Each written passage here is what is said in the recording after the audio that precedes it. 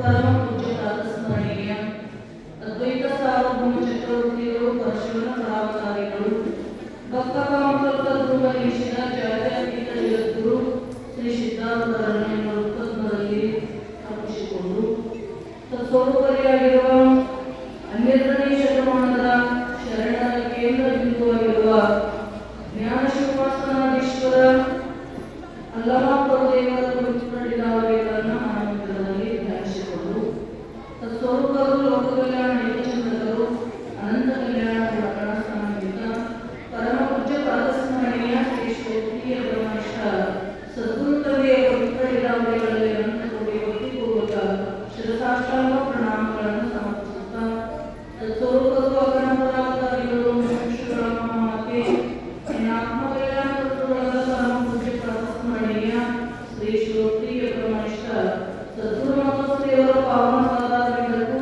ಅನಂತ ಕೋಟಿ ಭಕ್ತಿಪೂರ್ವಕ ಶಿರಸಾಷ್ಟಾಂಗ ಪ್ರಣಾಮಗಳನ್ನು ಸಮರ್ಪಿಸುತ್ತಾ ಇವತ್ತಿನ ಈ ಬ್ರಹ್ಮಸಭೆಯಲ್ಲಿ ವೇದಿಕೆಯನ್ನು ಅಲಂಕರಿಸಿ ನಮ್ಮ ನಿಮ್ಮೆಲ್ಲರಿಗೂ ಪ್ರಸ್ತುತ ವಿಷಯವನ್ನು ಪ್ರಕಟಪಡಿಸಿರುವ ಪರಮ ಪೂಜ್ಯ ಶ್ರೋತ್ರಿಯ ಬ್ರಹ್ಮನಿಷ್ಠ ಪೂಜ್ಯ ಕೋಮಲ ಪವಿತ್ರಡಿದಾವಳಿಗಳಲ್ಲಿ ಅನಂತ ಕೋಟಿ ಭಕ್ತಿ ಕುಸುಮಗಳನ್ನು ಸಮರ್ಪಿಸುತ್ತಾ ಈ ಕ್ಷೇತ್ರದ ಅರ್ಚಕರಿಗೂ ಅನಂತ ನಮನಗಳನ್ನು ಆಚರಿಸಿ ಸತ್ಸಂಗ ಸಮ್ಮೇಳನದಲ್ಲಿ ಭಾಗಿಗಳಾಗಿ ಸದ್ಗುರು ಸತ್ಶಾಸ್ತ್ರಗಳ ದ್ವಾರ ಮನುಷ್ಯ ಜನ್ಮವನ್ನು ಸಾರ್ಥಕಗೊಳಿಸಿಕೊಳ್ಳಬೇಕೆಂಬ ಸದುದ್ದೇಶದಿಂದ ಆಗಮಿಸಿರುವ ಎಲ್ಲ ಆತ್ಮೀಯ ಶರಣ ತಂದೆ ತಾಯಿಗಳ ಮುದ್ದು ಮಕ್ಕಳಿಗೆಲ್ಲರಿಗೂ ಶರಣಾರ್ಥಿಗಳು. ಸುಕ್ಷೇತ್ರ ಗೂಗಲ್ ಗ್ರಾಮದಲ್ಲಿ ವಿಶ್ವಶಾಂತಿಗಾಗಿ ಹಮ್ಮಿಕೊಂಡಿರುವ 2ನೇ ವರ್ಷದ 2ನೇ ದಿವಸದ ಈ ಕಾರ್ಯಕ್ರಮದಲ್ಲಿ ಅಧಿಕರಣವಾಗಿ ಇಟ್ಟುಕೊಂಡಿರತಕ್ಕಂಥ ವಿಷಯ ಅಕಾರಣ ಕರುಣಾಶಾಲಿಗಳು, ಅನಿಮಿತ್ಯ ಬಂಧುಗಳು, ನಮ್ಮೆಲ್ಲರ ಹಿತಚಿಂತಕರಾಗಿರುವ ನಿಜವನ್ನರಿಯ ಶ್ರೀಮನ್ ನಿಜಗುಣ ಶಿವಯೋಗಿಗಳಿಂದ ವಿರಚಿತವಾದ ಕೈವಲ್ಯ ಪದ್ಧತಿ ಶಿವಕಾರುಣ್ಯ ಸ್ಥಳ 4ನೇ ಪದ್ಯದ ಪಲ್ಲವಿಯನ್ನು ಆಧರಿಸಿ ಪೂಜ್ಯರು ನಮ್ಮೆಲ್ಲರಿಗೂ ತಿಳಿಸ್ತಾ ಬಂದಿದ್ದಾರೆ. ಶ್ರೀಮನ್ ನಿಜಗುಣ ಶಿವಯೋಗಿಗಳು ನಮ್ಮ ನಿಮ್ಮಂತ ಸಾಮಾನ್ಯವಲ್ಲ ಅಂತಕ್ಕಂಥದ್ದನ್ನು ನಾವು ಮೊದಲು ತಿಳ್ಕೋಬೇಕು. ಈ ಗ್ರಂಥವನ್ನು ಬರಿಬೇಕಾದ ಎಷ್ಟು ಕಷ್ಟಗಳನ್ನು ಅನುಭವಿಸಿದಾರ ಮಹಾತ್ಮರು. ನಮಗೆ ಬರೀ ಓದಿಯಾಗಲ್ಲ, ಓದಿದ ತಿಳಿಯಿಲ್ಲ. ಶ್ರೀಮನ್ ನಿಜಗುಣ ಶಿವಯೋಗಿಗಳ ಗ್ರಂಥ ಗುರುಮುಖೇನವಾಗಿ ಯಾರು ಚಿಂತನೆ ಮಾಡ್ತಾರ ಅವರಿಗೆ ಈ ಶ್ರೀಮನ್ ನಿಜಗುಣ ಶಿವಯೋಗಿಗಳ ಕೈವಲ್ಯ ಪದ್ಧತಿಯನ್ನು ತಿಳಿಸಲಿಕ್ಕೆ ಸಾಧ್ಯ ಅಂತ ಹೇಳ್ತಾರೆ. ಅಂತ ಪವಿತ್ರವಾಗಿರ್ತಕ್ಕಂಥ ಗ್ರಂಥ ಕೊಳ್ಳೇಗಾಲದ ರಾಜನಾಗಿರ್ತಕ್ಕಂಥವರು ಶ್ರೀಮನ್ ನಿಜಗುಣ ಶಿವಯೋಗಿಗಳು.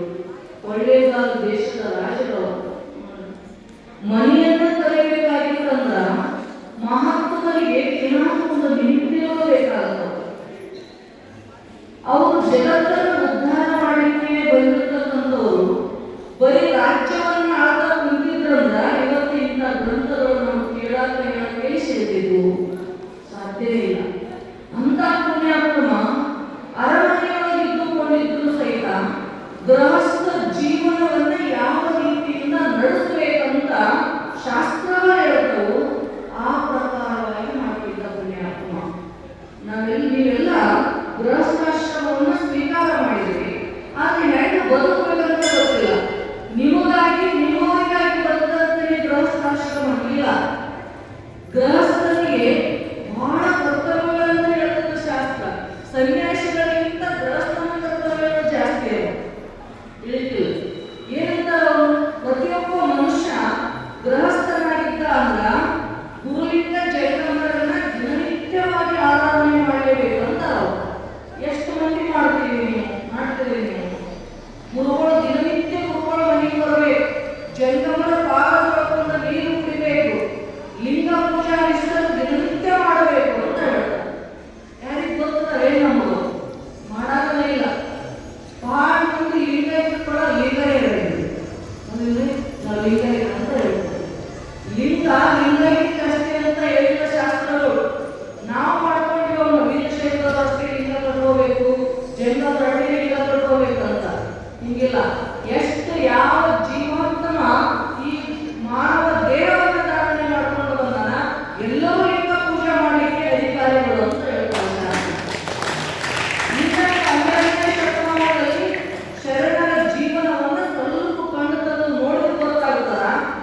ಎಲ್ಲಾ ಜಾತಿಯವರು ಅದರ ಶರಣು.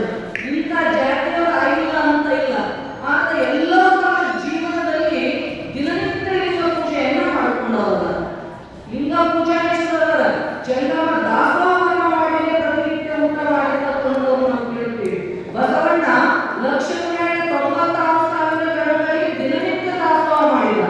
ಆದ್ರೆ ಎಲ್ಲಾ ಶರಣರು ತಮ್ಮ ತಮ್ಮ ಬೇಕಾಗಿರ್ತಕ್ಕಂಥ ನಮಗೆ ಎಷ್ಟು ಅನುಕೂಲ ಆಗ್ತದೆ ತಮ್ಮ ಬಂದಿರ್ತಕ್ಕಂಥ ಆ ಸಂಪಾದನೆಯಲ್ಲಿ 2, 4 ಮಂದಿ 5 ಮಂದಿ ಇಷ್ಟು ಜಂಗಮ ಆರಾಧನೆಯನ್ನ ಮಾಡಿ ಊಟ ಮಾಡಿರ್ತಕ್ಕಂಥ ಇತಿಹಾಸ ನಾವು ಕೇಳ್ತೀವಿ.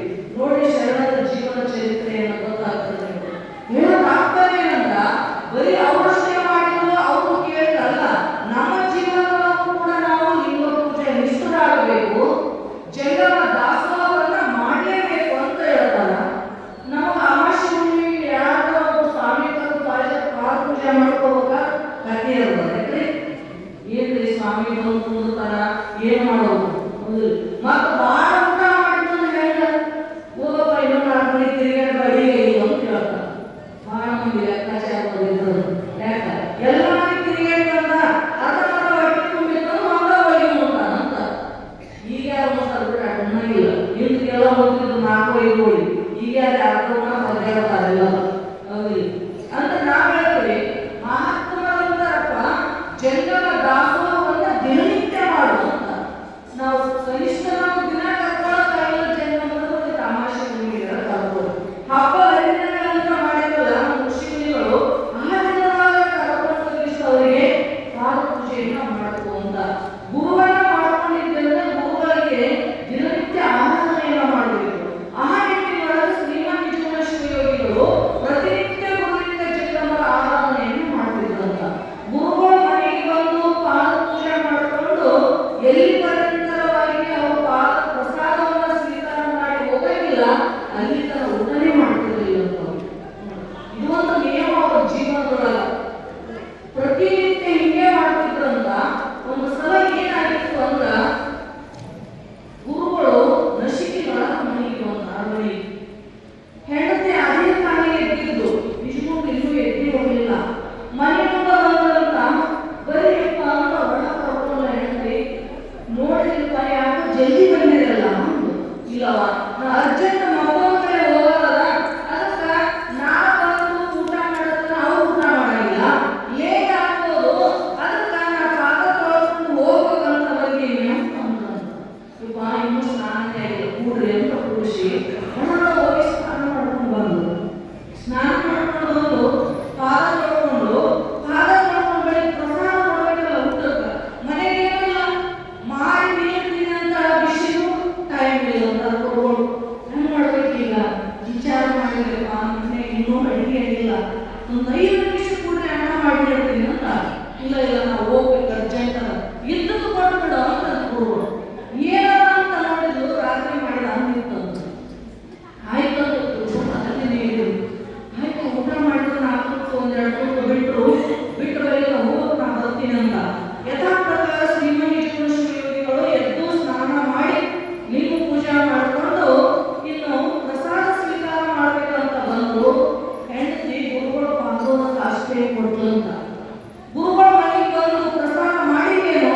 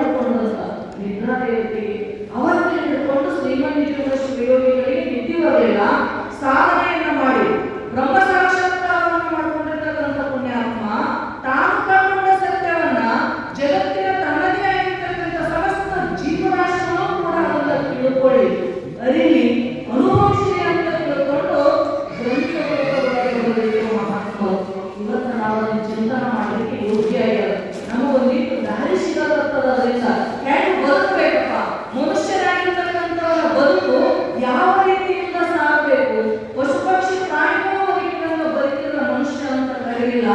ಮನುಷ್ಯನಿಗೆ ತನ್ನದೇ ಆಗಿರ್ತಕ್ಕಂಥ ಒಂದು ಕರ್ತವ್ಯಗಳು ಅದವು ಅಂತಕ್ಕಂಥದ್ದನ್ನ ಎಚ್ಚರಪಡಿಸಲಿಕ್ಕೆ ಮಹಾತ್ಮರು ತಾವು ಕಂಡಿರ್ತಕ್ಕಂಥ ಅನುಭವಗಳನ್ನ ಅಕ್ಷರ ರೂಪದೊಳಗೆ ನಮ್ಮ ಮುಂದೆ ಇದ್ದಾರೆ. ಪುಣ್ಯಾತ್ಮರು ನಮ್ಗೆ ಏನ್ ಕೆಲಸ ರೀ?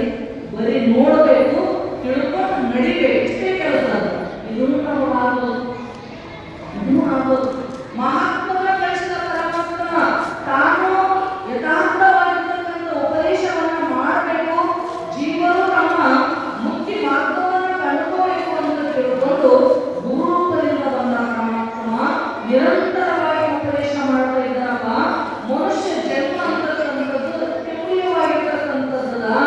ಇಂಥ ಪವಿತ್ರವಾಗಿರ್ತಕ್ಕಂಥ ಮಾನವ ದೇಹದಲ್ಲಿ ಪರಮಾತ್ಮ ನಮ್ಮೆಲ್ಲರಿಗೂ ಒಂದು ಕರ್ಣ ಕೊಟ್ಟ. ಇದು ಎರಡನೇ ಕರ್ಣ. ಶರೀರ ಅಂತಕ್ಕಂಥದ್ದು ಮೊದಲನೇ ಕರ್ಣ ಸಾಧನ. ಎರಡನೇ ಸಾಧನ ಯಾವುದು ಅಂತ ಕೇಳಿದ್ರೆ ಬಾಯಿ. ಎಲ್ಲರಿಗೂ ಎಲ್ಲ ಬಾಯಿ ಕೊಟ್ಟ ಪರಮಾತ್ಮ. ಇದರಿಂದ ಏನ್ ಮಾಡಬೇಕು ಅದು ನಮಗೆ ಗೊತ್ತಿಲ್ಲ. ಇದು ಬಾಯಿ ಏನ್ ಮಾಡ್ತದೆ? ನಾಲಿಗೆ ಅಂತ ಎರಡು ಕೆಲಸ ಮಾಡ್ತದ ಅಂತ ಹೇಳ್ತಾರೆ ಪರಮಾತ್ಮ. ಏನು? ಜಿಹ್ವೆ ಪ್ರಮಾಣ ಜಾನ್ಯೆ ಭೋಜನೆ ಭಾಷಣೆ ವಿಚಾರ ಅತಿಮುಕ್ತಿ ಸದ್ಯ ಪ್ರಾಣಾಪಹಾರಿಣಿ. ಪರಮಾತ್ಮ ಈ ನಾಲಿಗೆಯನ್ನ ಯಾಕೆ ಕೊಟ್ಟ ಅಂದ್ರ ಇದರಿಂದ ನಾವೆಲ್ಲರೂ ಎರಡು ಕೆಲಸ ಮಾಡಾಕ್ತೀವಿ ಅಂತ. ಏನು? ಒಂದು ಊಟ ಮಾಡ್ತೀವಿ, ಒಂದು ಮಾತಾಡ್ತೀವಿ. ಹೌದಿಲ್ರಿ? ಆಗ ಇವು ಎರಡು ಬಹಳ ಎಚ್ಚರದಿಂದ ಮಾಡು ಅಂತ ಹೇಳೋದು ಶಾಸ್ತ್ರಗಳು ನಮ್ದು. ಬಾಯಿ ಕೊಟ್ಟ ಪರಮಾತ್ಮ ಅಂತ ತಿಳ್ಕೊಂಡು ಅದು ಸ್ವಲ್ಪ ಮಾತಾಡಿದ್ರಿ ಅಂದ್ರ ಏನಾದ್ರು ಪರಿಸ್ಥಿತಿ ಕಷ್ಟ ಬರ್ತದ, ದುಃಖ ಬರ್ತದ, ಪ್ರಾಣ ಕಳ್ಕೋಬೇಕಾಗಿರ್ತಕ್ಕಂಥ ಪ್ರಶ್ನೆ ಬರ್ತದ. ನೋಡ್ಬೇಕಾದ ಮಾತಿನಿಮ್ಮಗೆ ನುಡಿಯು, ಮಾತಿನಿಮ್ಮಗೆ ಕೊಲೆಯು, ಮಾತಿನಿಮ್ ಸರ್ವಸಂಪದವು, ಲೋಕಕ್ಕೆ ಮಾತೇ ಮಾಡಿದ್ರೆ ಸರ್ವಜ್ಞ. ಹೇಳಿದಿಲ್ಲಪ್ಪ ಸರ್ವಜ್ಞ. ಬಹಳ ಚಂದ್ರ ಮಾತು ಎಷ್ಟು ಇರಬೇಕು ಅಂತ ಕೇಳಿದ್ರ ಬಹಳ ಕಿಮ್ಮತ್ತಿಲ್ಲದರಿ. ಇದ್ರದ್ದು ಮಹಿಮೆ ನಾವು ಗೊತ್ತಿಲ್ಲ, ನಾವು ಯಾಕೆ ಉಪಯೋಗ ಮಾಡೋದಂತ ಗೊತ್ತಿಲ್ಲ. ಎತ್ತಿವಿ ಅಂತ ಚಲವೇ ಸುಪ್ರಭಾತರು ಎಂತವ್ರಿ ಗಂಡು ಎಂಟು ಬೇಕಲ್ಲ, ಎಂಟು ಗಂಡು ಬೇಕಲ್ಲ, ಕೊನೆ ಇಬ್ಬರು ಸಿಕ್ಕುವ ಮಗನ ಆಗ್ತದೆ. ಹೌದಿಲ್ರಿ? ಮುಂಚೆ ಎದ್ದು ಚಲವಾಯ್ತಂದ್ರ ಮುಂಚಿತನ ಬಡ ಮಾತೇ ಆಡ್ತೀವಿ ನಾವು. ಶಾಸ್ತ್ರ ಅಂತ ಎಷ್ಟು ಮಾತು ಕಮ್ಮಿ ಇರ್ತದ ಅಷ್ಟು ಮಾತಿನ ಶಕ್ತಿ ಬರ್ತದ. ತಿಳಿದಿಲ್ರಿ? ಬಹಳ ಮಾತಾಡಿದೆ ಅಂದ್ರ ಶಕ್ತಿ ಕಳ್ಕೊತದ, ವಾಣಿ ಶಕ್ತಿ ಕಳ್ಕೊತದ. ಅಷ್ಟೇ ಅಲ್ಲ, ಆಯುಷ್ಯನೂ ಕೂಡ ಕಡಿಮೆ ಆಗುತ್ತದೆ. ಬಹಳ ಮಾತಾಡಬಾರ್ದು. ಅದಕ್ಕೆ ಮಹಾತ್ಮರು ಪರಮಾತ್ಮನನ್ನ ತಿಳ್ಕೊಳ್ಳಲಿಕ್ಕೆ ಹೊರಟಿರ್ತಕ್ಕಂಥ ಸಾಧಕನಾಗಿರ್ತಕ್ಕಂಥವನು ಒಂದೆರಡು ಮಾತುಗಳನ್ನು ನುಡಿವ ಕುಂದರನಿಗೆ ತುಂಬ ಸಾಗಿದೆ ನಡೆಯುವ. ಬಹಳ ಹೌದು ಅಲ್ಲ, ಎರಡೇ ಮಾತಾಡ್ಬೇಕಿಲ್ಲ. ಸುಮ್ಮ ಅಲ್ಲೂ ಸಲ್ಲೂ ಮಾತು ಬಳ್ಳು ಮಾತುಗಳನ್ನು ಇಡೀ ದಿನ ಹೇಳ್ಬೋದು ಅಡ್ಡಾಡಿಲ್ಲ. ಏನ್ ಸಾಧನೆ ಮಾಡಬೇಕಾಯ್ತು? ಅವ್ರದ್ದು ಇವ್ರು ಮುಂದೆ ಹೇಳಿ, ಇವ್ರದ್ದು ಯಾವ ಮುಂದೆ ಹೇಳಿ, ಮೈ ಬೆಂಕಿನೇ ಆಗಿತ್ತು ಕರೆ. ನಿಮ್ಮ ಮನಸ್ಸಿಗೆ ಶಾಂತಿ ಸಿಗುತ್ತದೇನ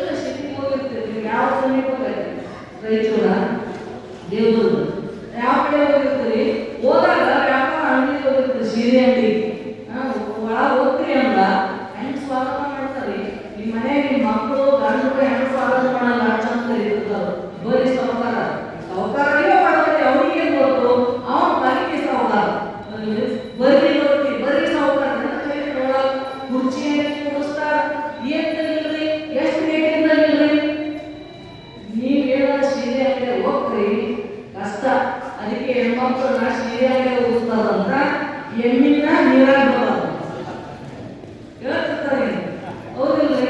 ಎಷ್ಟು ಸೀರೆ ತರಿಸ್ತೀರಿ? ಒಂದು ಸೀರೆ ತಗೊಳಕ 100 ರೂಪಾಯಿ ಸೀರೆ ಹಿಡ್ಕೊಂಡು 10,000 ರೂಪಾಯಿ ಸೀರೆ ತನಕ ತರಿಸ್ತಾರೆ ಹೆಣ್ಮಕ್ಳು.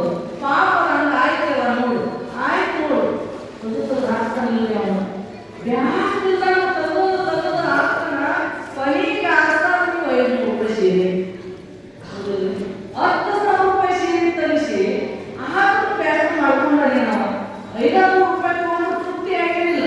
ಆಯ್ತು ಅಂತ ತಿಳ್ಕೊಂಡು ಈ ರೀತಿಯಿಂದ ಪ್ರೀತಿಯಿಂದ ವಿನಯದಿಂದ ಮಾತಾಡಿ ಒಂದಲ್ಲ 4 ಅಂಗಡಿ ಇರ್ತಾರ, ಕೋಟ್ಯಾಧೀಶರಾಗ್ತಾರ. ಮಾತಿಗೆ ಸರ್ವ ಸಂಪದ ಅಂತ ಹೇಳ್ತಾರೆ ಶಾಸ್ತ್ರ. ಅದಕ್ಕೆ ಜಗತ್ತಿನೊಳಗ ಮಾತಿಗೆ ಮಾಣಿಕ್ಯ ಸರ್ವಜ್ಞ, ಮಾತಿಗೆ ಮಾಣಿಕ್ಯರಷ್ಟು ಕಿಮ್ಮತ್ತದಪ್ಪ. ಅಲ್ಲೂ ಸಲ್ಲೂ ಮಾತುಗಳನ್ನ ಆಡಕ್ ಹೋಗಬೇಡ. ಪರಮಾತ್ಮನ ಬಾಯಿ ಕೊಟ್ಟಾನಂದ್ರ 2 ಒಳ್ಳೆ ಮಾತಾಡು, ಮಾತಾಡ. ನಾಗಿ ಕೊಟ್ಟಾನಂತ ತಿಳ್ಕೊಂಡು ರುಚಿ ಆಗ್ತೈತೆ ಅಂತ ಬಹಳ ಊಟ ಮಾಡಕ್ ಹೋಗ್ಬೇಡ ಅಂತ ತಿಳಿದ್ರಿ. ಬಹಳ ಉಪ್ಪಿ ಮಾಡ್ಯಾರ, ಹೋಳಿಗೆ ಮಾಡ್ಯಾರ ಅಂತ ಬಹಳ ತಿಂದ ಏನಾಗ್ತದೆ ತೋರಿಸ್ತೀರಿ, ಏನಂತ ಹೊಟ್ಟಿಟ್ಟದ. ಅದರಲ್ಲಿ ಅದಕ್ಕೆ ಅವ್ರ ಬಹಳ ಊಟ ಮಾಡೋದು ಯಾರಿಗೆ ಗೊತ್ತಿಲ್ಲ ಅವನಿಗೆ ದವಾಖಾನೆ ಹೆಚ್ಚದ ಅಂತ ಅರ್ಥ. ನೋಡ್ಬೇಕಾದ್ರ ನೀವು ಊರಾಗ ದನದ ದವಾಖಾನೆ ಹೇಳ್ತದವು, ಮನುಷ್ಯನ ದವಾಖಾನೆ ಮನುಷ್ಯರ ದವಾಖಾನೆ 4 ಇದ್ರೆ ದನದ ದವಾಖಾನೆ ಊರ ಒಂದೇ ಇರ್ತದ. ಅಂದ್ರೆ ದನದ ತಿನ್ನೋದು ಮನುಷ್ಯ ತಿನ್ನೋದು ಗೊತ್ತಿಲ್ಲ ಅಂತ. ಹೌದಿಲ್ರಿ? ಅದಕ್ಕೆ ದವಾಖಾನೆ ಅವ್ರಿಗೆ ಹೆಚ್ಚಾಗುತ್ತೆ ನೋಡಿ, ಅವಕ್ಕೆಲ್ಲ ಮನುಷ್ಯರಿಗೆ ಹೆಚ್ಚು. ಅದಕ್ಕೆ ಅವ್ರಂತಾರ ಅತಿ ಮುಕ್ತಿ ಅತಿ ಮುಕ್ತಿ ಇವೆರಡೂ ಏನಾದವ ಸದ್ಯ ಪ್ರಾಣಾಪ ಆಗಿದೆ. ಇವನಿನ ಪ್ರಾಣಗಳಪ್ಪ ಬಹಳ ಮಾತಾಡೋದು, ಬಹಳ ಉಣ್ಣೋದು, ಇದರಂತ ಕೆಟ್ಟ ಯಾವುದೂ ಅಲ್ಲ ಅಂತ ಹೇಳಿದ್ರು. ಅಂದ ಬಳಿಕ ಈ ವಾಣಿಯಿಂದ ಏನ್ ಮಾಡಬೇಕು? ಪರಮಾತ್ಮನ ನಾಮಸ್ಮರಣೆಯನ್ನ ಮಾಡ್ರಿ, ಪರಮಾತ್ಮನ ಮಂತ್ರ ಜಪವನ್ನು ಮಾಡಿ. ಅದಕ್ಕೆ ಶ್ರೀಮನ್ ನಿಜಮೇಶ್ವರ ಯೋಗಿಗಳು ಕಾವ್ಯವಿಡಿದಾತ್ಮ ರಾಶಿಗೆ ಪರತರ ಮುಕ್ತಿಗೆ ಉಪಾಯಗಳು ನಿಜ ಶಿವ ಮಂತ್ರವು ಅಣ್ಣ ಎಂದು ಸಂಬೋಧನೆ ಮಾಡ್ತಾರೆ. ಅವ್ರು ಕೇಳೋರಿಗೆ ನೀವೆಲ್ಲ ಅಣ್ಣ ಇದ್ದೀವಿ ಅಂತ ನೋಡಪ್ಪ. ನೀವೆಲ್ಲರೂ ಯಾಕೆ ಮಾಡಿ ಶರೀರ ಧಾರಣೆ ಮಾಡ್ಕೊಂಡು ಭೂಮಿಗೆ ಬಂದಿರಲ್ಲ, ನೀವೆಲ್ಲರೂ ಪರಮಾತ್ಮನನ್ನು ಓದಿಸ್ಲಿಕ್ಕೆ ಅಧಿಕಾರಿಗಳೇ ಇದ್ದೀರಿ. ಹೇಳ್ತೀರಿ ಅವರು ಇವು ಅಂತ ಇಲ್ಲ, ಆ ಜಾತಿ ಈ ಜಾತಿ ಅಂತಿಲ್ಲ. ದೇವರಿಗೆ ಆ ಜಾತಿ ಅನ್ನೋಣ, ಇದೇ ಜಾತಿಯವಾದಂತ ಹೇಳೋರು ದೇವರನ್ನು ಪ್ರತ್ಯಕ್ಷ ಆಗಿ ನೀವು ಮಾಡ್ಕೊಂಡ್ರಪ್ಪ ಆ ದೇವರು ಅನ್ನೋದು ಈ ದೇವರು. ನೀವು ಅವನ್ನ ಮಾಡ್ಕೊಂಡ ನೀವು ಜಗಳಾಡೋದು ನೀವು, ಎಲ್ಲ ದೇವರು ಒಂದೇ ಅದ. ಹೌದಿಲ್ಲ? ಹೆಂಗ ಈಗ ಎಲೆಕ್ಷನ್ ಟೈಮ್ ಬಂದದ್ದು ಬಿಜೆಪಿ ಅಂತಾರ, ಕಾಂಗ್ರೆಸ್ ಅಂತಾರ, JDS ಬಡದೇ ಆಡ್ತಾವ. ಎಷ್ಟು ಬಡದೇ ಇರ್ತೀವಿ ಊರಾಗ ಆಡ್ತಾ ಇರ್ತಾರ. ಒಬ್ಬೊಂದು ಪಕ್ಷ ಇರ್ತಾರ, 2 ಕಚೇರಿ ಸಾಯ್ತಾವ. ಅವ್ರ ಮ್ಯಾಲ ನಿಂತ್ಕೊಂಡು ಮಸ್ತ್ ಟಿವಿ ನೋಡ್ಕೊಂಡು ಊಟ ಮಾಡ್ಕೊಂಡು ಚಾ ಒಳ್ಳೆ ಸ್ವಲ್ಪ ಇಲ್ರ ನೀವೇ ಸಾಯೋರು. ಅವ್ರಂತಾರ ಅವ್ರೊಳಗೆ ಒಳಗಿಲ್ಲ, ಅವ್ರೆಲ್ಲರೂ ಒಂದೇ ಇರ್ತಾರ. ಎಲ್ಲಿಂತಾನ ಎಲೆಕ್ಷನ್ ಆಗತ್ತಾನ ನಿಮ್ಗೆಲ್ಲರಿಗೆ ಜಗಳ ಆಗ್ತಾರ. ಶಾಣೆ ಮನುಷ್ಯ ಆ ಟೈಮ್ದಾಗ ಅಷ್ಟೇ ಪಕ್ಷ ಮಾಡ್ಬೋದು. ಇಂಥ ಧರ್ಮದ ಕಾರ್ಯ ಅಂದ್ರೆ ಪಕ್ಷ ತಗೋದು. ಯಾಕಂದ್ರ ನಾವೆಲ್ಲ ಒಂದು ಆಗಬೇಕಾಗಿತ್ತು ಅಂದ್ರ ನಮ್ಗೆ ಕೆಡಿಸಿದ್ದ ಅದು ಎಲೆಕ್ಷನ್. ಅದಕ್ಕೆ ನಮ್ಮ ಬೀದರ್ ಅಪ್ಪ ಹೇಳ್ತಿರ್ತಾರೆ ಏನಂತ, ಕ್ಯಾನಲ್ ಒಂದು ರೋಡ್ ಕೇಳ್ಕೊಂತ, ಎಲೆಕ್ಷನ್ ಒಂದು ಊರು ಕೇಳ್ಕೊಂಡು. ಅವ್ರಿಗೆ ನೋಡ್ಬೇಕು ಕ್ಯಾನಲ್ ಯಾಕೆ ನಾನು ಅಡ್ಡ ಪಡ್ಡ ತೋಡ್ತಿರ್ತಾರ, ಇದ್ ರೋಡ್ ಎಲ್ಲ ಹಾಳು ಮಾಡ್ತಾರೆ. ಒಂದೊಂದು ಮನೆ ಎಲ್ಲ ಪೈಪ್ಲೈ ಮಾಡ್ಕೊಂಡಿದ್ರು, ರೋಡ್ ಹೊಡೆದಿದ್ದು ಚಲೋ ರೋಡ್ ಮಾಡಿಸ್ಯಾರ ಪಂಚಾಯತಿ ಅವರು. ಅವ್ನು ಹೊಡೆದ ಪೈಪ್ಲೈನ್ ಹಾಕೊಂಡು ಮನೆ ಹತ್ರ ಮಾಡ್ತಾರೆ, ಇದ್ ರೋಡ್ ಎಲ್ಲ ಹಾಳು ಮಾಡ್ತಾರೆ. ಹೌದೇ? ಎಲೆಕ್ಷನ್ ಬಂತು, ಊರೆಲ್ಲ ಕೆಟ್ಟು. ಎಷ್ಟು ಕೆಟ್ಟಿತ್ತು? ಯಾವ ವಯಸ್ಸಿನೊಳಗೆ ಸಾಧನೆ ಮಾಡಬೇಕಿತ್ತು, ಯಾವ ವಯಸ್ಸಿನೊಳಗೆ ಅವನು ತನ್ನ ಜೀವನದ ಒಂದು ಗುರಿಯನ್ನು ತಲುಪಬೇಕಿತ್ತು, ಅಂತ ವಯಸ್ಸಿನೊಳಗೆ ಆಟದಾರಿಯನ್ನು ಕುಡಿಯೋಕೆ ಹಚ್ಚಿದ್ಯಾರು, ಅವನಿಗೆ ತಿನ್ನುವಾಗ ದಿನ ಹಚ್ಚಿದ್ಯಾರು. ಎಲೆಕ್ಷನ್ ಹೇಳೋದೆ ಶಾಸ್ತ್ರ ಹೇಳೋದು ಶಾಣೆ ವರ್ಷ ಇದ್ದಂದು ತಿಳ್ಕೋಬೇಕು. 3 ತಿಂಗಳು ಅವ್ರಂತ ಓದು ಅವ್ರು 4 ದಿನ ಕುಡಿಸಿದ್ರು. ಆಮೇಲೆ ಸಾಯಂಕಾಲ ಕುಡ್ಕೋತ ಊರಾಗ ಅಲ್ಲಿ ಅನ್ಸ್ಕೊಂಡು ಬಿದ್ದ ರೋಡ್ನೇನು ಉತ್ಕೊಂಡ್ರ 4 ಮಂದಿ ಹೋಗ್ಬೇಕ. ಎಂತ ಪರಿಸ್ಥಿತಿ ಇತ್ತಂತಲ್ಲ. ಶಾಸ್ತ್ರ ಹೇಳೋದು ಶಾಣೆ ಮನುಷ್ಯ ಇದ್ದಂದ್ರ ಒಂದೇ ರೀತಿಯಿಂದ ಹಂಗ ದೇವರುಗಳಾಗ ನೀವು ಜಗಳ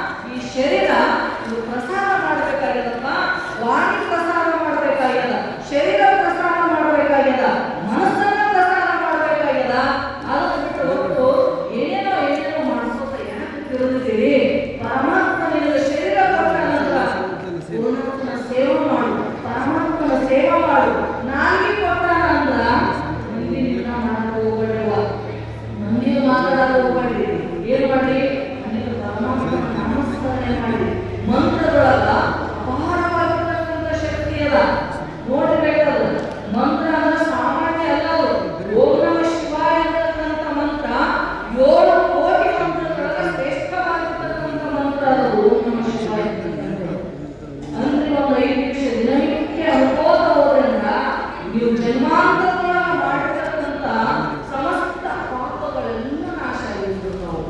ಎಷ್ಟು ಪಾಪ ರೀ! ವಾಲೆ ಕೋಳಿ ಎಷ್ಟು ಪಾಪ ಮಾಡಿದ್ದು ಏನು? ವಾಲೆ ಕೋಳಿ ಅಂತಕ್ಕಂಥವ ಜೀವಿಗಳ ಹತ್ಯೆಯನ್ನ ಮಾಡತಕ್ಕಂಥವನು. ಒಬ್ಬ ಮನುಷ್ಯನನ್ನ ಕೊಂದ ಅಂದ್ರ ಒಂದು ಹಳ್ಳ ತಗೋತಿದ್ದಂತ, ಉಸಿಕಿನ ಹಳ್ಳ ತಗೊಂಡು ರಂಜನಿಗೆ ಹಾಕ್ತಿದ್ದಂತೆ. ತಿಳಿತಿಲ್ಲ ನಮ್ಮ ಮಾತು, ನಮ್ಮ ಮಾತು ತಿಳಿತೇವೆ. ತಿಳಿದಿಲ್ಲ ಅಂದ್ರೆ ಹೇಳಿದ್ರೆ ಗೊತ್ತಾಗ್ತದೆ.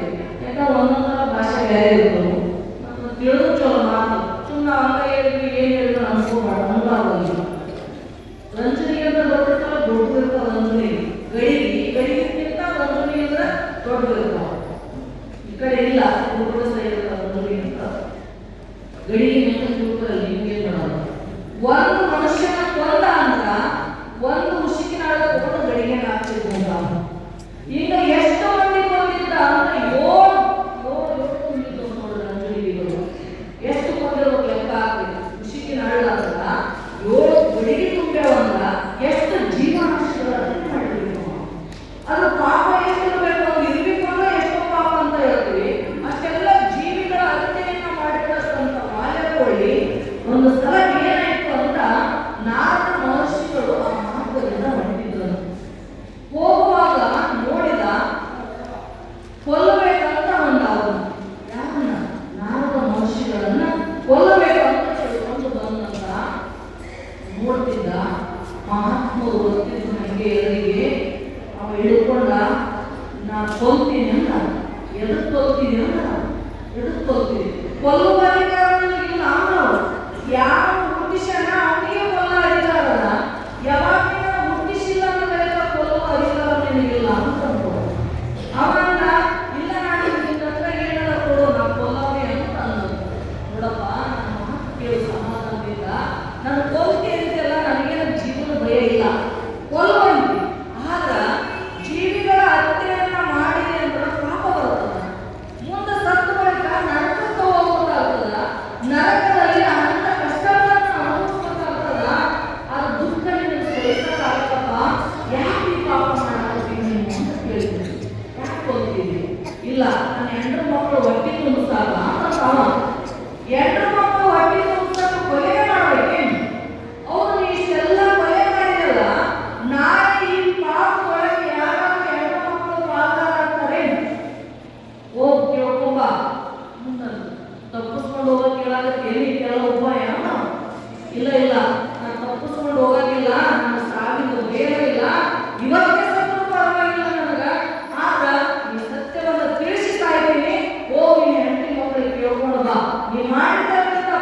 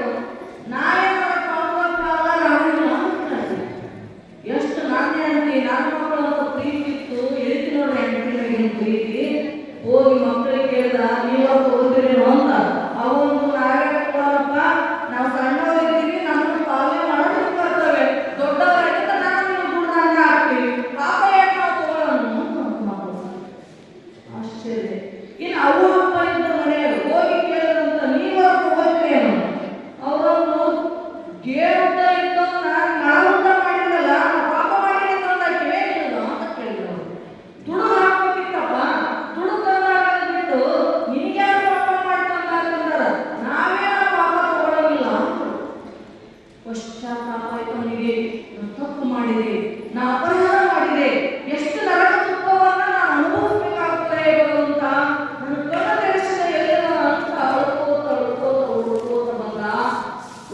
ಬಂದು ಉದ್ದುತ್ತ ನಮಸ್ಕಾರ ಮಾಡಿ ಹೇಳಾಗ್ತಾರೆ, ಪರಮಾತ್ಮ ಇವತ್ತು ನನ್ನ ಕಣ್ಣು ತೆರೆಸಿದಪ್ಪ, ನಾನು ಇಷ್ಟೆಲ್ಲ ಪಾಪ ಮಾಡಿದೆ ಯಾರಿಗಾಗಿ, ಅವರೇ ಬಂದ್ರೆ ಆ ಪಾಪದ ಪಾಲುಗಾರಲ್ಲ ಅಂತಾರೆ, ಹೆಂಗು ಮಾಡಿ ಅಂತ ಅಳುತ್ತಿದ್ದ.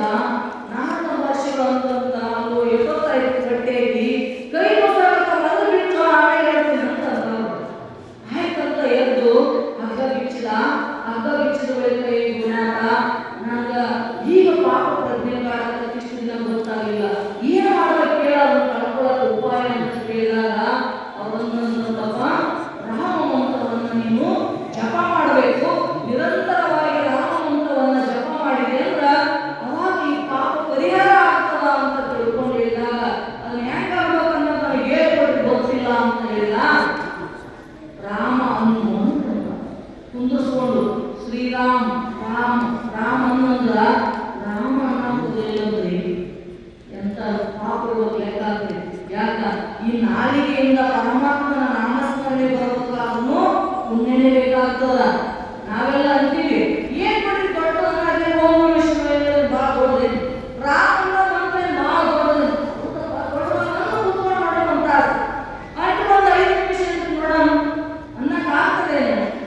ಸಂಕಲ್ಪ ಮಾಡಿ ಕುಂತ್ರೆ ಅನ್ನಕ್ಕಾಗಲಿ, ಎರಗಡೆ ಹೋಗಿರ್ತದೆ ಮನಸ್ಸು ತಿಳ್ಕೋತ, ಕೈಯಾಗ ಮಾಡ ಇರ್ತದ ನಿದ್ದಿಗೆ ಹೋಗಿರ್ತದ ಬೇರೆ ಮನಸ್ಸು ಅನ್ನಕ್ಕಾಗಲಿ. ಯಾಕ ಈಶ್ವರ ನಾಮದ ರಸನೆಗೆ ಬರಲು ಶಾಶ್ವತ ಸುಕೃತ ನಿಜವಾದ ಬರೆದರೆ ಮಾತನ್ನ ಈ ನಾಲಿಗೆ ಒಳಗೆ ಪರಮಾತ್ಮನ ನಾಮಸ್ಮರಣೆ ಕೂಡಬೇಕಾದ್ರೂ ಕೂಡ ಬಹಳ ಜನ್ಮಗಳ ಪುಣ್ಯ ಮಾಡಿದ್ದಂದ್ರೆ ನಿನ್ನ ನಾಲಿಗೆ ಒಳಗೆ ಪರಮಾತ್ಮನ ಮಂತ್ರ ಬರ್ತದೆ ವಿನಃ ಅನ್ಯತ ಬರಲಿಕ್ಕೆ ಸಾಧ್ಯವೇ ಇಲ್ಲ. ಉನ್ನತ ಬರಲಿಲ್ಲ ಅಂತ ಗುರುವಾಗಿ ಕರುಣಾನ ಎಂಟರ ಮಾಡಿ ಪಾಪಿಯನ್ನು ಉದ್ಧಾರ ಮಾಡಲೇಬೇಕು ಅಂತ ನನ್ನ ಆಶೆ. ಅಂದು ನಾಮಸ್ಮರಣೆಯನ್ನ ಅಂದು ರಾಮ ಮಂತ್ರವನ್ನ ರಾಮ ಅನ್ನು ಅನ್ನಕ್ಕೋದಿಲ್ಲ, ಹೆಣ ತಟ್ಟಿದ ಜೋರಪ್ಪ ಪರಮಾತ್ಮನ ನಾಮಸ್ಮರಣೆ ನನಗೆ ಬರಲಿಲ್ಲ ಅಂದ್ರೆ ನಾನು ಉದ್ಧಾರ ಆಗೋದು ಹೆಂಗ ಅಂತ ತಿಳ್ಕೊಂಡು ಹೆಂಗರ ಮಾಡಿ ನಿನ್ನ ಪಾದಕ ಬಿಟ್ಟಿನಿ, ನಾನು ಉದ್ಧಾರದ ಕೆಲಸ ನಿಲ್ಲದ ನೋಡುವಂತ ವ್ಯಕ್ತಿಗೆ ಪಾಲನೆಲ್ಲ ಶರಣಾಗತನಾಗಿ ಬಂದಿರ್ತಕ್ಕಂಥ ಶಿಷ್ಯನಿಗೆ ಉದ್ಧಾರ ಮಾಡೋದು ಗುರುವಿನ ಕರ್ತವ್ಯ ಅಲ್ಲ. ಏನ್ ಮಾಡ್ಬೇಕಪ್ಪ, ಯಾವ ಉಪಾಯದಿಂದ ಇವನಿಗೆ ನಾನು ಮಂತ್ರವನ್ನು ಹೇಳಬೇಕಂತ ತಿಳ್ಕೊಂಡು 4 ಮನುಷ್ಯರು ವಿಚಾರ ಮಾಡಿ ಅಂತ ಮೊದಲೇ ಅರಣ್ಯದೊಳಗಿದ್ದ. ಅದು ಕಾಣ್ತದಲ್ಲ ಅದು ಏನು ಅಂತ ಕೇಳಿದಂತ, ಅದು ಮರ ಅಂತ. ಅದು ಕಾಣ್ತದಲ್ಲ ಅದು ಏನು ಅಂತ ಕೇಳಿದ, ಅದು ಮರ ಅಂತ ಏನದ ಅಂದ, ಮರ ಅಂತ. ಅದು ನಂಗೆ ಹಣ್ಣು ನೀವು ಅಂತಿರ ಮರ ಮರ ಮರ ಅಂತ ಏನಾಯ್ತದ ರಾಮ ರಾಮ ರಾಮ ಆಯ್ತದು. ಅದಕ್ಕೆ ಮರ ಮರ ಅಂತಕ್ಕಂಥ ಮರವನ್ನ ತೋರಿಸಿ ಮಂತ್ರವನ್ನ ನುಡಿಸಿದ್ರು. ಉಲ್ಟಾ ನಾಮ ಜಗತ್ ಜಗಜಾನ ವಾಲ್ಮೀಕಿ ಬಯ್ಯೋ ನಮ್ಮ ಸಮಾನ. ಉಲ್ಟಾ ಪರಮಾತ್ಮನ ನಾಮಸ್ಮರಣೆಯನ್ನ ಮಾಡಿರ್ತಕ್ಕಂಥ ವಾಲ್ಯಕೋಳಿ ಇವತ್ತು ಏನಾದವನು ವಾಲ್ಮೀಕಿ ಋಷಿಯಾಗಿ ಬೆಳೆದ ಸಾಮಾನ್ಯ ತಾಕತ್ತೇನ್ರಿ ಅವನು. ಅಂತ ಪಾಪಿ ಜಗತ್ತಿನೊಳಗೆ ನೀವ್ಯಾರು ಅಂತ ಪಾಪ ಮಾಡಿದೆ, ಅಷ್ಟು ಪಾಪ ಮಾಡಿದೆ ಸಾಧ್ಯನೇ ಅಷ್ಟು ಪಾಪ ಮಾಡಾಕ. ಅಂತ ಪಾಪಿ ಇವತ್ತು ವಾಲ್ಮೀಕಿ ಋಷಿಯಾಗಿ ರಾಮ ಹುಟ್ಟುವ ಪೂರ್ವದಲ್ಲಿ ರಾಮಾಯಣವನ್ನು ಬರೀಬೇಕಾದ ಇಂಥ ಶಕ್ತಿ ಬಂದದ್ರೆ ಆ ರಾಮ ಮಂತ್ರದಿಂದ ಅವರಿಗೆ. ಮಂತ್ರ ಅಂದ್ರೆ ಸಾಮಾನ್ಯವಾಗಿರ್ತಕ್ಕಂಥ ಶಕ್ತಿ ಇರಲಿಲ್ಲ ಅದರೊಳಗ. ಮಹಾಪುರ ಅಂತಾರ ಹೆಂಗಂತಿ ಅನ್ನುವ ಕುಂತಾಗ ನಿಂತಾಗ ಹೋಗಾಗ ಬರಾಗ ಅದಕ್ಕೆ ಇಂದ ಕುಟ್ಟುವಾಗ ಬೀಸುವಾಗ ತೊಟ್ಟಿಲನ್ನ ತುಂಬುವಾಗ ಮಾಡ್ತಿರ್ತಾರೆ ನೋಡ್ರಿ. ಕುಟ್ಟುವಾಗ ಅಡಿಗೆ ಮಾಡ್ತಾನೆ ಪರಮಾತ್ಮನ ನಾಮಸ್ಮರಣೆ ಮಾಡು,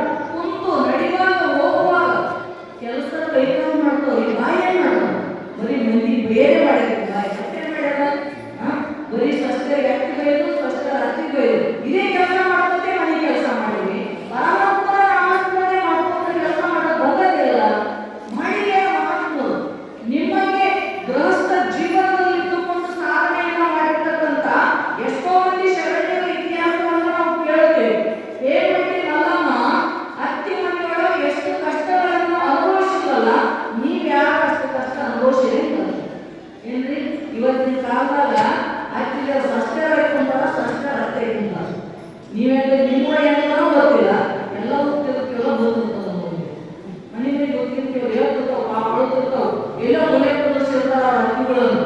ಇಂದು ಕಾರ್ತಿಕರು ಭಾಳ ನಡೆಸ್ಕೊತಿದ್ರಂತ ಸ್ವಚ್ಛ, ಈಗ ಹಂಗಿಲ್ಲ, ಸ್ವಚ್ಛನೇ ಆಗ್ತಿದ್ದಾರೆ ನಡೆಸುವ ಪರಿಸ್ಥಿತಿ ಬಂದ. ಮತ್ತೇನಾರ ಚಲೋ ಇದ್ದಂತ ಪುಣ್ಯನೇ ಮಾತಾಡೋದು. ಅಷ್ಟೆಲ್ಲ ಕಷ್ಟ ಪಡ್ತಿದ್ರು ಹತ್ತಿದರು, ನಾಟಿದರು, ನೆಗೆದಿದ್ದರು. ಮಲ್ಲಮ್ಮನಿಗೆ ಎಷ್ಟೆಲ್ಲ ಕಾಸು ಕೊಟ್ಟರು ಕೂಡ ಅವರು ರಾತ್ರಿ ಮಲ್ಲಯ್ಯ ಮಲ್ಲಯ್ಯ ಇಂಥ ಎಂಥ ಸಾತ್ವಿರಿಯಾಗಿ ಸ್ತ್ರೀ ಮೂಲಕ ಆದರ್ಶಪ್ರಾಯವಾಗಿರ್ತಕ್ಕಂಥ ಶರಣೆಯಾಗಿ ಗೃಹಸ್ಥ ಜೀವನದಲ್ಲಿದ್ದೂ ಕೂಡ ಪರಮಾತ್ಮನನ್ನ ಒಲಿಸಬೇಕಾದ ಜ್ಞಾನ ಮಾಡಬೇಕು ಅಂತ ಏಳು ಮಲ್ಲಮ್ಮನ್ನ ತೋರಿಸ್ತದೆ ಜಗತ್ತಿನ ಮಾಡಿ. ಯಾಕೆ ಆ ರೀತಿಯೊಳಗ ಸಾಧನೆಯನ್ನ ಮಾಡಿದ್ದಾಗಿ ಎಷ್ಟೆಲ್ಲ ಕಷ್ಟಪಟ್ಟು ಮನೆಯೊಳಗ ಇಡೀ ಮನೆ ಕೆಲಸ ಎಲ್ಲ ಮಾಡಿ ದನಗಳನ್ನ ಹೊಡೆದುಕೊಂಡು ಹೋಗಬೇಕು, ದನಗಳಾಗಿರ್ತಕ್ಕಂಥ ಶರಣೆಯಿಂದ ಕುಳು ಮಾಡಬೇಕು, ಎಲ್ಲ ಮುಗಿದು ಬಳಿಕ ಪರಮಾತ್ಮನ ನಾಮಸ್ಮರಣೆ ಮಾಡ್ಕೊಂಡು ಕೊಡಬೇಕು. ಯಾವಾಗ ಏನು ಕೊಡ್ತಾರೆ ಮನೆಯವರು, ಅಳಿಸಿದ ಅನ್ನ ಕೊಟ್ಟರು ಸಹಿ, ಅಳಿಸಿದ ಅಂಬಲಿ ಕೊಟ್ಟರು ಸಹಿ. ಪರಮಾತ್ಮನಿಗೆ ಅರ್ಪಣೆ ಮಾಡಿ ದಿನನಿತ್ಯ ಕಾಯಕವನ್ನು ಮಾಡತಕ್ಕಂಥ ತಾಯಿ ಎಷ್ಟೆಲ್ಲ ಸಾಧನೆ ಮಾಡಿದ್ರು ಗೊತ್ತಿದ್ರೆ ಕೊನೆಗೆ ಅಲ್ಲೇ ಇಟ್ಟು ಒಬ್ಬರಿಗೆ ಉಳಿದ್ರು ನಮ್ಮ ಜೊತೆಗೆ ಪರಮಾತ್ಮವಾದಂತಕ್ಕಂಥ ಭರವಸೆಯಲ್ಲಿ ಏನೆಲ್ಲ ಕಷ್ಟಗಳನ್ನು ಅನುಭವಿಸಿದ್ರು ಸಹಿತ ಪರಮಾತ್ಮನ ಮರೆಯಲಿಲ್ಲ. ನಿರಂತರವಾಗಿ ಭಗವಂತನ ನಾಮಸ್ಮರಣೆಯನ್ನ ಮಾಡುತ್ತ ಕೆಲಸ ಮಾಡಿದ್ರು. ದನ ಕಾದು ಹಾಲು ಹಿಂದಿದ್ರು ಉಳ್ಳು ಬಿಡೋದು. ನೀವು ಈ ಕೆಲಸ ಮಾಡೋದಿಲ್ಲವೇ? ಅದಕ್ಕೆ ನೀವು ಹೇಳತ್ತೀನಿ ನಾನು. ಇಷ್ಟೆಲ್ಲ ಮಾಡಿದ್ರು ಮಲ್ಲಯ್ಯ ಮಲ್ಲಯ್ಯ ಅಂತಕ್ಕಂಥ ನಾಮಸ್ಮರಣೆ ಹೆಂಗಾಗಿತ್ತು ಅಂತ ಕೇಳಿದ್ರ, ಎಲ್ಲ ಕುಳ್ಳುಗಳನ್ನ ಬಡದು ಕುಳ್ಳು ಒಣಗಿಸಿ ಮನೆಗೆ ತಂದು ಕುಳ್ವಾನ ಹೊಡ್ತಿದ್ಲು ಅಂತ. ಕುಳ್ವಾನ ಹೋಗೋದು ಇಲ್ಲ, ಇತ್ತ ಇತ್ತ ಹೋಗೇ ಬಿಟ್ಟವು ಕುಳ್ವಾನ. ಇಲ್ಲಿಗೆಲ್ಲ ಬ್ಯಾಸಿಗೆ ಬಂತಂದ್ರೆ ಕುಳ್ವಾನ ಮಳೆಗಾಲ ಬಂತಂದ್ರೆ ಕುಳ್ಳು ಹಚ್ತದೆ. ಎಲ್ಲ ಕುಳ್ವಾನ ಕುಳ್ಳು ಎಲ್ಲ ಕುಳ್ವಾನ ಕುಳ್ಳು ಹಚ್ಚಾಗಿ ತಂದು ತಂದು ಬುಟ್ಟಿಗಟ್ಟೆ ಭಾಳಷ್ಟು ಕುಳ್ಳುಗಳನ್ನು ತಂದು ಹಚ್ಚಿದ್ದಂತ. ಮಕ್ಕಳು ಮನೆಗೆ ವೈರಿ ಇತ್ತು ಅಂತ ಅಗಿ ಅಲ್ಲಮ್ಮ ಇರ್ತಾವ ನೋಡ್ರಿ, ಭೂಮಿನವರು ಇರ್ತಾರ, ಮಕ್ಕಳದವ್ರು ವೈರಿ ಇರ್ತಾರೆ. ಯಾಕೆ ಗೊತ್ತಿಲ್ಲ, ಯಾಕಾಗಿರ್ತಾರ? ಅವ್ರ ಮನೆಗೆ ನಿಮ್ಮ ಮನೆಗೆ ಕರ್ತವ್ಯ, ಅವ್ರ ಅಂಗಕ್ಕೆ ಹಾಕಿನಿ ಆಕೆ ಅಂದ್ರೆ ಆಕೆ ನಮ್ಮ ಮನೆಗೆ ಅಂಗಕ್ಕೆ ಹಾಕ್ಯಾರ, ನೀವು ಹೋಗಿದ್ದೆ ಆಗತ್ತೆ ಹಂಗ ಕುಳ್ಳೆಲ್ಲ ಹಚ್ಚಿ ಸಾಕಷ್ಟು ಕುಳ್ಳು ಮಾಡ್ಯಾಳ. ಆಕೆ ಒಯ್ದು ದಿನ ಕಲ್ತ್ಕೊಂಡು ಹೋಗ್ಬೇಕು ಮಕ್ಕಳ ಮನೆ ತನ್ನ ಕೊಡುವ ಇವು ಮನೆಯ ಅತ್ತಿ ನಾದಿ ನೆಗೆಂದು ಅವು ಏನ್ ಮಾಡ್ತಾಳ, ಏನ್ ಮಾಡಂಗಿಲ್ಲ ಕೆಲಸ, ಮೂರು ಮಕ್ಕಳಾಗತ್ತಾಳ, ಒಳ್ಳೆ ತಂದಿಲ್ಲ ಅಂತ ಅತ್ತಿ ಹೇಳಿ ಆಯ್ತು ಅವ್ರು ಚಲೋ ಮಾಡಿ ಯಾಕೆ ಅಂತ ನಾ ಕೊಡೋದನ್ನ ಹಚ್ಚಿ ತುಂಬೆ ಕೊಡುವ ಅಂತ ಎಲ್ಲಿ ನೋಡುವ ಅಂತ ಕರ್ಕೊಂಡು ಬಂದು ತೋರಿಸಿದ್ರು. ಕೊಡುವ ಖಾಲಿ ಆಗಿತ್ತು, ಎಲ್ಲೂ ನಾನು ಕೊಳ್ಳು ಗೊತ್ತಿತ್ತಾಗಿ ಗೊತ್ತಾಯ್ತು. ಮಕ್ಕಳ ಮನೆ ಆ ಕೊಡುವಂತ ನಾನು ಮಲ್ಲಮ್ಮ ಹೇಳಿದ್ರು, ಆ ಕುಟುಂಬದಾಗಿ ಕೂಡ ನಾನು ಅಂದ್ರ ಏ ಇಲ್ಲ ನಾವು ಅಂತ ಜಗಳ ತೆಗಿತ. ಮೊದಲೇ ಜಗಳ ಹೇಳ್ಬೋದಿರ್ತಿ, ಹುಡುಗಿ ಬಂತು ಆಕೆ ಅಂತೀವ ನಾನು ಕೂಡ ಅಂತ, ಈಕೆ ಅಂತೀವ ನಾನು ಕೂಡ, ನೀನು ಕೊಡುವಂದಾಗಿ ಕೂಡ ನಾನು ಕೊಡುವಂತ ಏನು ಬರ್ತಾವು? ಸುಳ್ಳೆ ಹೇಳ್ತಾರ ಅಂತ ನಮಗೆಲ್ಲ ಬಗೆಯಾಗಿರ್ತದೆ. ಯಾರನ್ನ ಮಲ್ಲಮ್ಮ ಬಗೆಯಾಗಿರ್ತದೆ? ಇಲ್ಲ ಇಲ್ಲ, ಸತ್ಯವಾಗಿ ಹೇಳ್ತೀನಿ, ನಾನು ಕೊಡುವಂದಾಗಿ ಕೂಡ ಆಕೆ ಕೊಡುವಂದಾಗಲ್ಲ. ಆಯ್ತು ಕೈಯಲ್ಲಿ ಉಪ್ಪು ಕೊಡುವಂತ ಕೂಡು ಎಲ್ಲ ಊರು ಜನ ಸೇರಿ ಉಪ್ಪು ಕೊಡುವಾಗ ಕೂಡು ತೆಗಿಸಿ ನೋಡಿದ್ರಂತ ಇದು ನಂದೇ ಅಂತ ಏನು ಭರವಸೆ ಹೇಳ್ತೀವಿ ನನಗೂ ಅನಿಸ್ತಿದ್ದ. ಏನು ಭರವಸೆ ಅಕ್ಕಿ ಅಂತಂದ್ರ ಕೊಡುವಾಗ ಕೂಡು ತೆಗೀರಿ, ಕಿವಿಗೆ ಹಚ್ಕೋರಿ, ಯಾವ ಕುಳಿಗಳನ್ನ ಮಲ್ಲಯ್ಯ ಅಂತಕ್ಕಂಥ ಶಬ್ದ ಬರ್ತದ ನಾನು ಅಂತ ತಿಳ್ಕೊಳ್ರಿ, ಯಾವ ಮಲ್ಲಯ್ಯ ಅಂತಕ್ಕಂಥ ಶಬ್ದ ಬರಂಗಿಲ್ಲ ಅವು ಅಕ್ಕಿ ಮಾತ್ರ ಕೊಡ್ರಿ. ಆಯ್ತು ನೋಡಿ ತಡಿ ಅದೇ ಸಾಧ್ಯ ಅಂತ ತಿಳ್ಕೊಂಡು ಎಲ್ಲ ಮೂರು ಜನ ಕೊಡುವಾಗ ಕೂಡ ತರಿಸಿ ಕಿವಿಗೆ ಇರ್ತಿದ್ರಂತ. ಮಲ್ಲಯ್ಯ ಮಲ್ಲಯ್ಯ ಅಂತಿತ್ತು ಕುಳ್ಳ, ನೀವು ರೊಟ್ಟಿಯಾಗ ಮಲ್ಲಯ್ಯ ಅನ್ನಂಗಿಲ್ಲವ ಅಂತ ಹೇಳಿದ್ರ ಬೈಕೋತ ರೊಟ್ಟಿ ಮಾಡಿರಿ ಹೌದಾ, ಉಂಡವನು ಅವನು ಬೈಕೋತ ಉಣ್ತಾನ. ಉಂಡು ತಿರುಗಾಡಿ ಬಂದು ಆಯ್ತು ನಿಂತ ಜಗಳ ಏನ್ರಿ ರುದ್ರಾವತಾರ ಕಾಳ ನಮ್ಮ ಮನೆಯಾಗ ಅಂತೇಳಿ ರುದ್ರನ ಮಾಡ್ದೇವ್ ನೀವ, ಬಸವಣ್ಣ ಮಾಡೋದು ನೀವ. ತಿಳಿಸ ನೀವು ಯಾವ ಭಾವನೆಗಳನ್ನ ಇಟ್ಕೊಂಡು ಅಡಿಗೆ ಮಾಡ್ತೀರಿ ಆ ಭಾವನೆಗಳು ಅಡಿಗೆ ಮಾಡೋದಿರ್ತಾವ ತಿಳಿತಿಲ್ರಿ. ಅದಕ್ಕೆ ಅಡಿಗೆ ಮಾಡಾಗ ಪರಮಾತ್ಮನ ನಾಮಸ್ಮರಣೆ ಮಾಡ್ಕೋತ ಒಂದಿಟ್ಟು ಸ್ನಾನ ಮಾಡಿ ಪವಿತ್ರ ಭಾವದಿಂದ ಅಡಿಗೆ ಮಾಡಿದಾಗ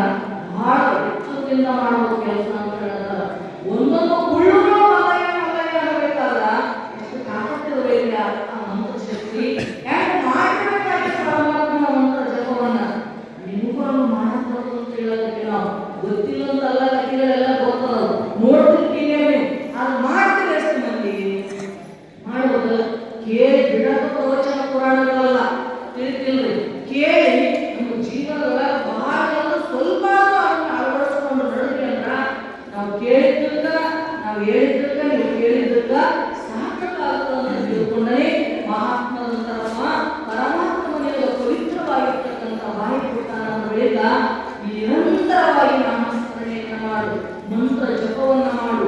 ಮಂತ್ರ ಏನು ಮಾಡ್ತದಂದ್ರ ಮರಣ ಮರಣ ಪ್ರಾಯಿತಿ ಇತಿ ಮಂತ್ರ ಅಂತ ಶಾಸ್ತ್ರ ಹೇಳ್ತದೆ. ನಮ್ಮನ್ನ ಜನ್ಮ ಮರಣದಿಂದ ಪಾರ ಮಾಡಬೇಕಾದ ಅದು ಪರಮಾತ್ಮನ ಮಂತ್ರ. ನೋಡಬೇಕಾದ ನೀವು ಎಂತ ತಾಕತ್ತಾಗಿನ ಕಾಲದೊಳಗ ಈಗ ಬಿಲ್ಲು ಬಾಣಗಳನ್ನ ಬಿಡಬೇಕಾದ, ಬಾಣಗಳನ್ನ ಪ್ರಯೋಗ ಮಾಡಬೇಕಾದ ಮಂತ್ರ ಶಕ್ತಿಯಿಂದ ಬಾಣ ಬಿಟ್ಟ ಅಂದ್ರ ಲಕ್ಷ್ಯವನ್ನು ಬೇಯಿಸಿ ಬರ್ತೀವಿ. ನೋಡಿದ್ರೆ ಟಿವಿಯಾಗ ಮಹಾಭಾರತದೊಳಗೆ ನೋಡಿ ನೀವು. ಸೊ ನೀವು ಬಿಲ್ಲು ಇರ್ತದ ಅಂದ್ರ ಮಂತ್ರ ಉಚ್ಚಾರ ಮಾಡಿದ ಬಾಣಗಳು ಪ್ರತ್ಯಕ್ಷ ಆಗ್ತೀವಿ. ಅಂತ ತಾಕತ್ತದ ಬಾಣದ ಶಕ್ತಿ ಮಂತ್ರದೊಳಗ. ಒಂದು ಸಲ ಕೌರವರು ಪಾಂಡವರು ಏನು ಮಾಡಿದ್ರು ಆಟ ಆಡ್ತಿದ್ರು. ಆಟ ಆಡ್ತಕ್ಕಂಥ ಸಂದರ್ಭದೊಳಗ ಚೆಂಡಿನ ಆಟ ಆಡಕತ್ತಿದ್ರು. ಈಗೆಲ್ಲ ಕ್ರಿಕೆಟ್ ಹಿಂಗೆಲ್ಲ ಚೆಂಡ ಆಡ್ತಿದ್ರು. ಹಂಗ ಚೆಂಡಿನ ಆಟ ಆಡಕತ್ತಿದ್ರು. ಮೊದಲೇ ಭೀಮ ಹೆಂಗ್ರಿ ಭೀಮನ ಆಟ ಅಂದ್ರೆ ಸಾಮಾನ್ಯ ಆಟಕ್ಕೆ ನಾವು ಗಿಡಕೋತಿ ಆಟ ಅಂತ ಆಡ್ತಿದ್ರು. ಸಣ್ಣವ್ರ ಹಿಂದೆ ಗೊತ್ತಿಲ್ಲ, ಗಿಡಕತ್ತಿದ್ರು ಕೋತಿ ಆಟ ಹಂಗ ಆಡ್ತಿದ್ರಲ್ಲ.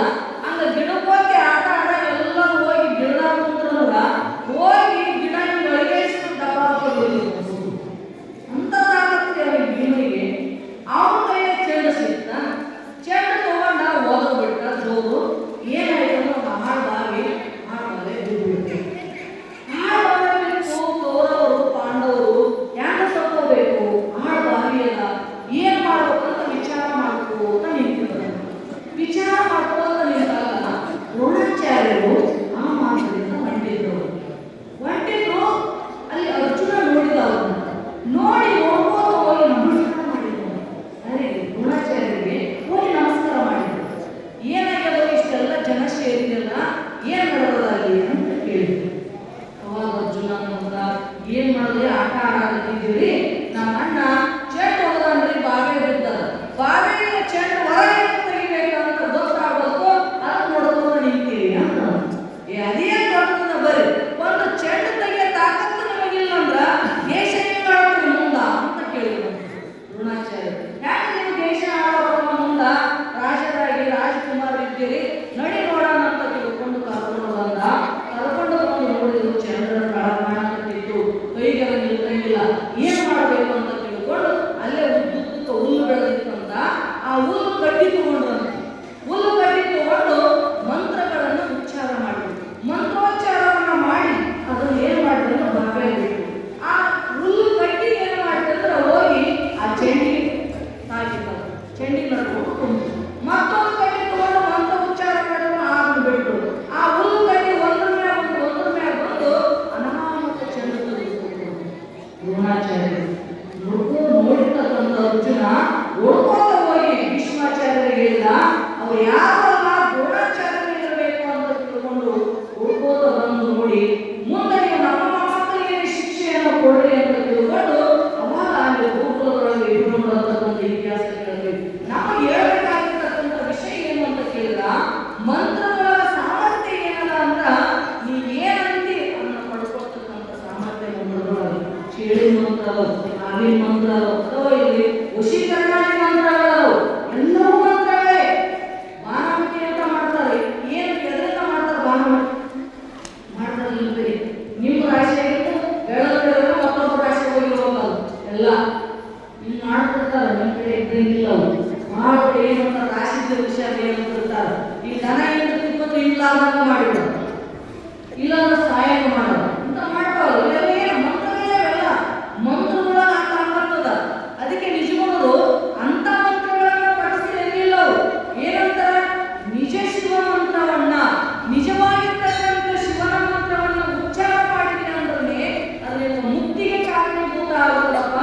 ಮಂತ್ರಗಳು ಮಾಡಂತಾರಂತ ಕಂಡ ಮಂತ್ರಗಳನ್ನ ಮಾಡಿದ್ರ ನರಕಕ್ಕೆ ಗುರಿ ಆಗಬೇಕಾಗ್ತದೆ ಅಂತ ತಿಳ್ಕೊಂಡ್ರೆ ಮಹಾತ್ಮರು ನಮಗ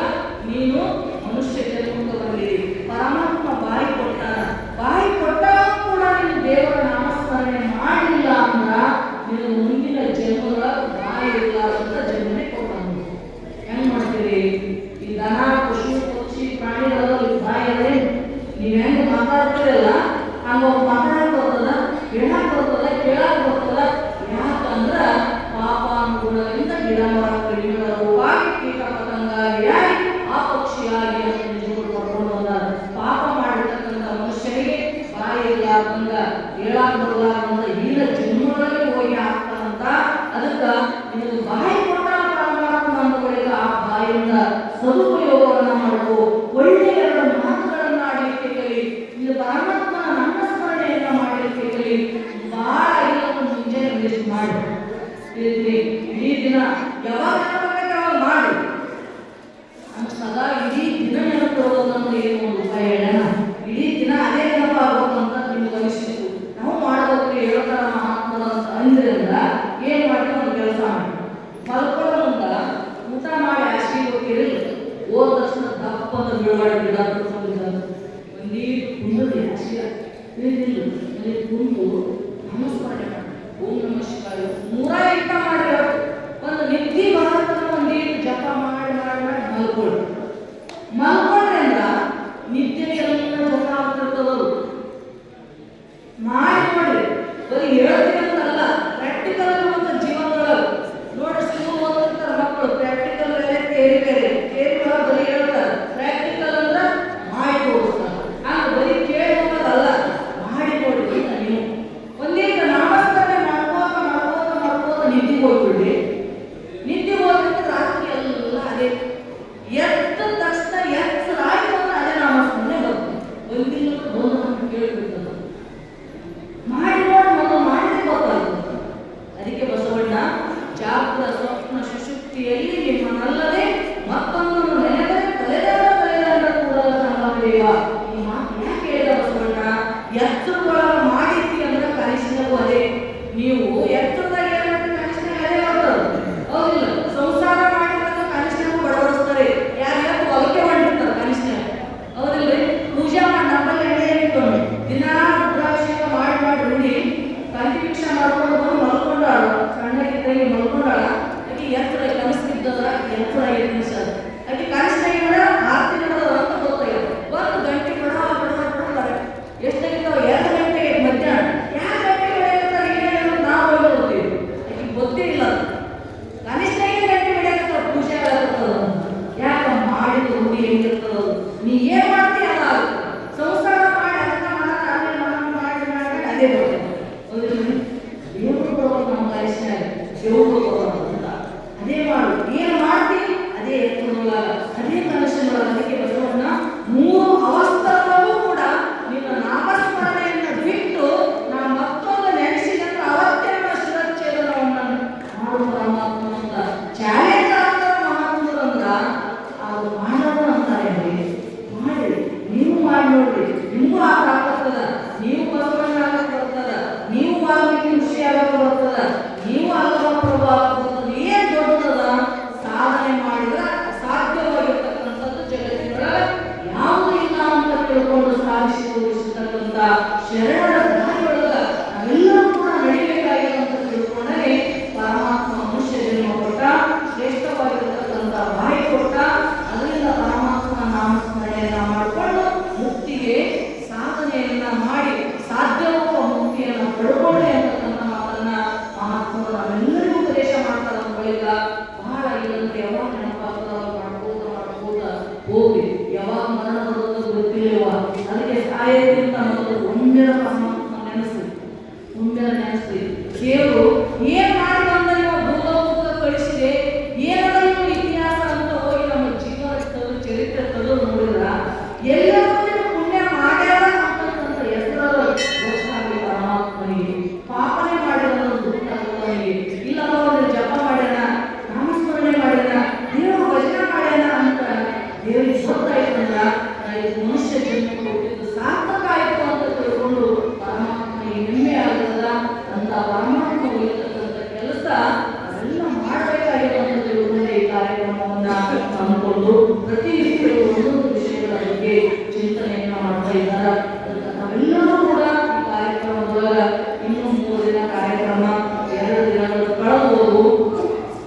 ನಾವೆಲ್ಲ ಹೆಚ್ಚಿನ ಸಂಖ್ಯೆಯೊಳಗೆ ಬಂದು ತನು ಮನ ಧನದಿಂದ ಸೇವೆಯನ್ನ ಮಾಡಿ ಸದ್ಗುರುನಾಥನ ಕೃಪೆಗೆ ತಾವೆಲ್ಲರೂ ಪಾತ್ರರಾಗಲಿ ಅಂತ ತಿಳ್ಕೊಂಡು ಆ ಪರಮಾತ್ಮನಲ್ಲಿ ಪ್ರಾರ್ಥಿಸ್ತಾ ನನ್ನೆಲ್ಲರೂ ಸದ್ಗುರುನಾಥ ನಿರ್ವಹಿಸ್ತಾ ಇದ್ದೀನಿ.